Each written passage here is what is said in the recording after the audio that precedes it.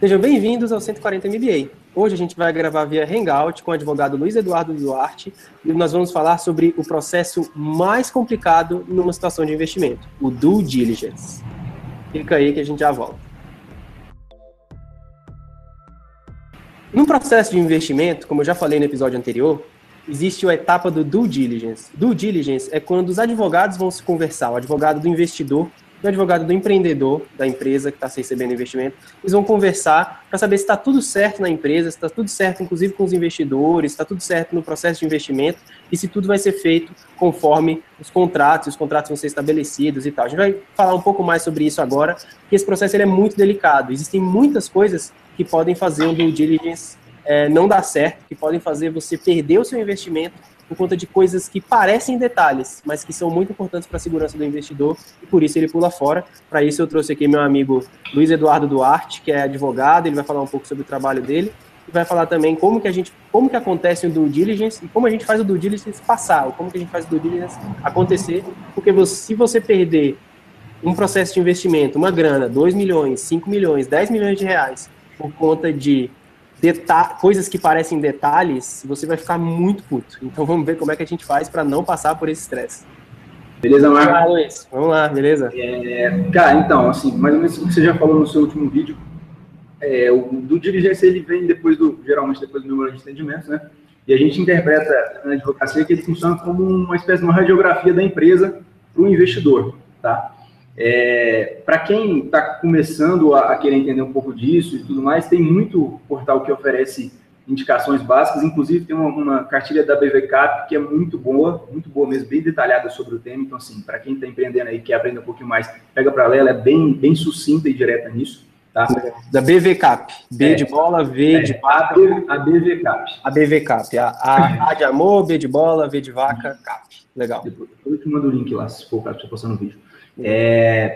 Cara, do diligence pra a gente sempre gosta de deixar bem claro que ele não é uma auditoria, tá? Geralmente as pessoas acabam entendendo que ele funcionasse num processo de auditoria, não funciona, tá? Exatamente como auditoria. Eu tinha isso na cabeça, eu tinha que o do diligence, pra mim, como empreendedor, cara, é um processo de auditoria, e pelo jeito eu tava errado, conta aí. Porque assim, para o empreendedor, a gente pode até, para simplificar, entender como auditoria, mas assim, é interessante entender as diferenças, porque se eventualmente acontecer uma auditoria, você sabe o que é, né? Entendi, claro. O due diligence, na verdade, ele é uma análise com foco no que o investidor quer saber, né? E a auditoria em si, né, teoricamente, ela tem uma regulamentação específica, né? Ela tem um padrão para acontecer em qualquer empresa que você traz. Na maioria das vezes, a auditoria ela funciona muito mais forte na parte contábil do que na parte de passivo trabalhista, na parte de modelo de negócio do cara, esse tipo de questão. Ah, legal. Isso é interessante, porque você acabou de falar um negócio que sempre foi meu maior receio como empreendedor, é o tal do passivo trabalhista, que era coisa, inclusive, que os investidores mais tomavam cuidado e mais eram conservadores. No Brasil, principalmente, pelo menos é o que eles diziam, você tem que... Tanto que você for conservador no trabalhista não é suficiente, tem que ser mais conservador ainda. Então, o trabalhista, a auditoria não pega tanto o trabalhista, pega mais o contábil, que também é chatíssimo, mas a auditoria pega, né? E o due diligence vai mais no trabalhista e no modelo de negócio. Interessante. O due diligence, ele não deixa de ir no contábil, porque é uma parte essencial do seu negócio, mas ele não se restringe a isso, né? Ele é uma coisa um pouco mais, não vou dizer que é mais completa, porque o auditor vai me matar, mas ele é mais voltado para o que o investidor precisa saber, tá? Só para ter uma ideia, assim, no due diligence, geralmente, eu não sei, acho que acredito que a maioria dos empreendedores já conhecem o termo, mas surge aquilo que a gente chama de deal breaker, né? Sim. Que são questões que causam cancelamento do negócio. O maior medo é no due diligence vir um deal breaker e você perder seu investimento de, às vezes, alguns milhões de reais que iam salvar a sua empresa e que iam te levar para o próximo passo, e aí você perde isso. É muito comum acontecer, mais comum do que a gente gostaria, inclusive. Exatamente. E muitas das vezes a gente não fica sabendo, porque na maioria das vezes o investimento ele é todo secreto, né? E se não dá certo, a pessoa pulou fora, ninguém sabe que teve essa tentativa, nem teve due diligence, nem nada. Entendi. Então, assim, só para dar uma zapeada bem rápida aqui, questões de deal breaker, por exemplo, que a gente costuma mencionar, são, por exemplo, falta de documentação e controle contábil, tá? Se você não tem esse controle, você passa uma impressão bem inocente, bem principiante, tá? Para quem está querendo investir. E aí vem o problema da tal da contabilidade criativa, das coisas por fora, de pagar as contas pessoais no cartão da empresa, e isso e aquilo, tudo isso é muito perigoso, cara, e pode quebrar o investimento seu lá na frente, ser um deal breaker. Então não faça isso, contabilidade criativa é proibido, pagar as coisas pessoais no cartão da empresa é proibido, tudo isso é coisa de empreendedor amador, de empreendedor que não sabe o que está fazendo e não quer fazer uma empresa investida por Venture Capital. Se você quer receber investimento, as coisas têm que ser o que eles chamam de by the book. By the book, cara, é certinho, sem nenhum questionamento, tudo assim, inquestionável. Essa é a palavra, tem que ser inquestionável, porque se for questionável, o due diligence vai questionar. Exatamente. Aí, assim, outras questões, mais registro de empregado de forma indevida, processo contra um dos sócios, né? Obrigação insustentável entre sócios também, que são uma questão bem importante. Às vezes as pessoas fazem contrato social... O que é uma obrigação insustentável? Vou dar um exemplo, por exemplo, obrigação insustentável entre sócios. Você faz um acordo de sócio no qual você informa que se o cara sair da empresa, quiser sair da empresa, vocês são dois, se o cara quiser sair da empresa, ele pode sair a qualquer momento e ele vai tirar todo o percentual de cotas que ele tem em patrimônio líquido, por exemplo, né? Vai tirar em grana e a empresa vai ter que pagar ele. Exatamente. Você está dando uma obrigação que para uma empresa que está começando, para receber um investimento alto, o cara vai sair, você vai descapitalizar a empresa de uma hora para outra pela vontade do cara, entendeu? Então, não faz sentido. São questões que tem que ser muito bem amarradas, principalmente para quando traz investimento, o cara geralmente dá uma assustada.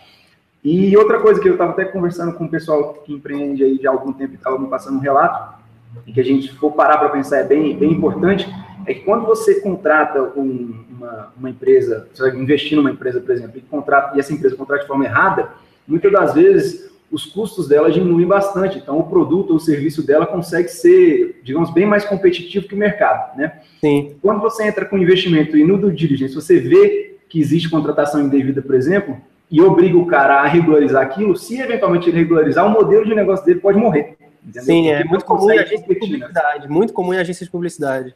Então, assim, é uma questão que a gente sempre orienta, que pode ser um deal breaker bem grande, geralmente você não pensa muito, porque ele vem logo depois, né? É um pensamento um pouco mais evoluído na questão de pensar em modelo de negócio, né? Marcos, só para tentar resumir bem rápido, o que o due diligence vai fazer dentro de uma startup quando ele entra, para analisar, ele, em regra, a gente pensando num due diligence mais dinâmico, mais objetivo, ele vai pegar a análise contábil, vai pegar a análise tributária, questão de pagamento de impostos, né?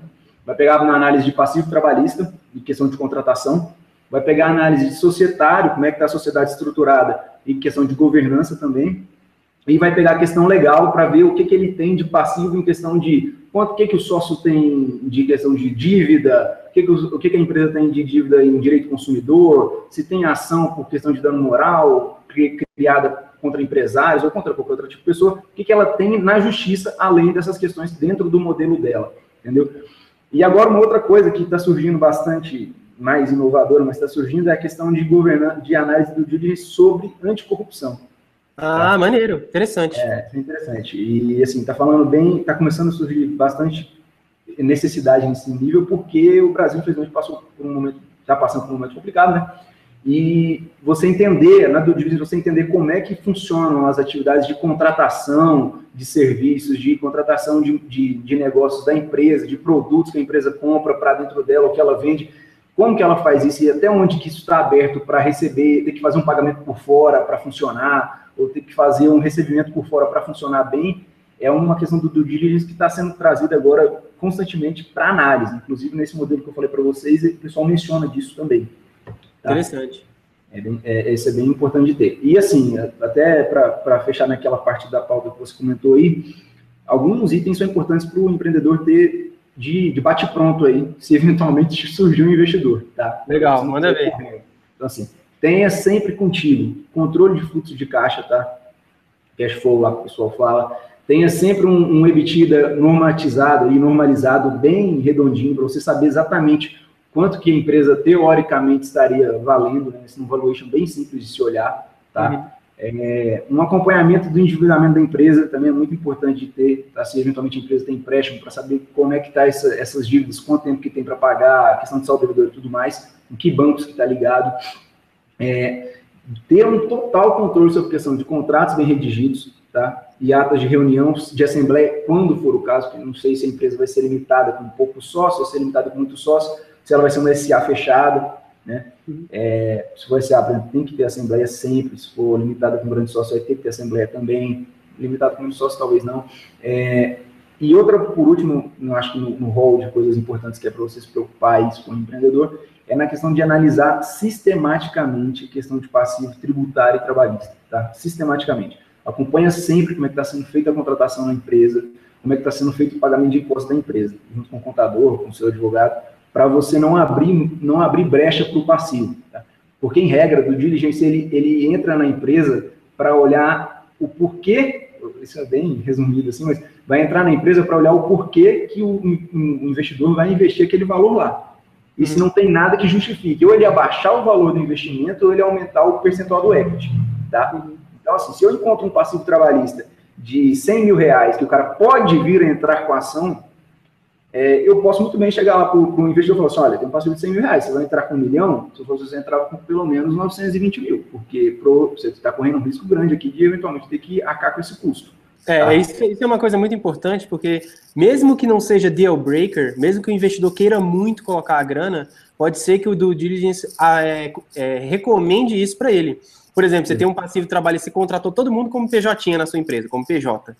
De repente, o due diligence analisou lá e viu que o passivo trabalhista é de 2 milhões de reais. Se receber um investimento na sua empresa com valuation de 6 milhões, seu valuation sai de 6 milhões para 4, porque tem 2 milhões de reais que podem vir a acontecer no pior cenário possível de serem cobrados da empresa. E aí, normalmente não vai acontecer, porque não é todo mundo que vai pôr na justiça, nem todo mundo vai ganhar, mas se acontecer, o investidor tomou ali aquele cuidado. Então, em vez de considerar que você valia 6, ele considera que você vale 4, porque você tem 2 de passivo, de possível dívida. Então, isso é um problema grande. Então, mesmo que não seja deal breaker, os seus passivos podem gerar um problemão. É isso aí.